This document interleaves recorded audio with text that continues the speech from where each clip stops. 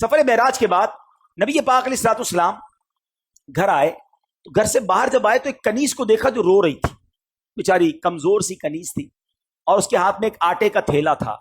نبی پاک نے فرمایا کیوں رو رہی ہو؟ کہتی حضور میں فلاں غیر مسلم کی کنیز ہوں، میرے مالک نے مجھے چکی میں آٹا پسوانے کے لیے بھیجا، میں بیمار ہوں، چل بھی نہیں پاتی ہوں، اب مجھے دیر ہو گئی ہے، مجھے ڈر ہے کہ اب میں یہ آٹا لے کر لیٹ پہنچوں گی نا تو مجھے بہت ڈانٹے گا، مجھے سزا دے گا۔ بیچاری چل بھی نہیں پا رہی تھی۔ اللہ کے حبیب، رب کے حبیب ابھی ابھی معراج سے آئے ہیں، اتنا بڑا شرف پا کر آئے ہیں، مگر نبی پاک نے فرمایا اچھا چلو میں تمہارے ساتھ چلتا ہوں، تمہارے مالک کے پاس تمہاری سفارش کر دوں۔ نبی پاک نے اس کنیز کا آٹے کا تھیلا اٹھا لیا، تھوڑی دیر رکتا ہوں، مجھے اور آپ کو کوئی بڑا مقام مل جائے تو اب غریب تو گئے نا، ان سے ملنے کی کیا ضرورت ہے؟ بھائی میرے تو تعلقات کدھر ہیں، میں تو فلاں پروگرام میں جاتا ہوں، مجھے تو ادھر بٹھایا جاتا ہے، میرا تعلق بڑے لوگوں سے، اب پرانے دوست غریب رشتہ دار ان کا کیا کرنا ہے؟ ارے عرش کے دولہ بن کر آئے ہیں اور کنیز کے آٹے کا تھیلا اٹھا رہے ہیں۔ تیری عاجزی پہ لاکھوں، تیری سادگی پہ لاکھوں، ہو سلام عاجزانہ مدنی مدینے والے۔ سنو، میرے آقا اس کے گھر پہنچ گئے، دروازہ کھٹکھٹایا، وہ نبی پاک علیہ الصلوۃ والسلام کو جب دروازے پر غیر مسلم دیکھتا ہے تو ہکا بکا رہ گیا، جانتا تھا کہ یہ مسلمانوں کے نبی ہیں، تو کہا آپ کیسے تشریف لائے؟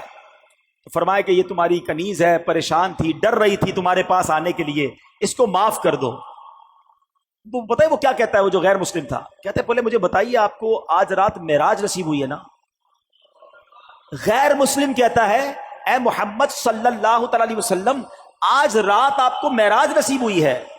نبی پاک نے فرمایا ہاں ہے۔ سنو، وہ اندر گیا، واپس آیا، اس کے ہاتھ میں تورات شریف یا انجیل مقدس آسمانی کتاب تھی، اور وہ کہتا ہے یہ دیکھیے اس میں نبی آخر الزمان کی یہ نشانی لکھی ہوئی ہے کہ وہ نبی جو آخری نبی ہوں گے، جب ان کو جس رات معراج ہوگی اس رات کی صبح وہ ایک کنیز کے آٹے کا تھیلا اٹھا کر کسی غیر مسلم کے دروازے پر جائیں گے۔ حضور آپ میرے دروازے پر آئے ہیں، میں کلمہ پڑھ کر مسلمان ہوتا ہوں۔ سبحان اللہ، یہ اللہ اکبر۔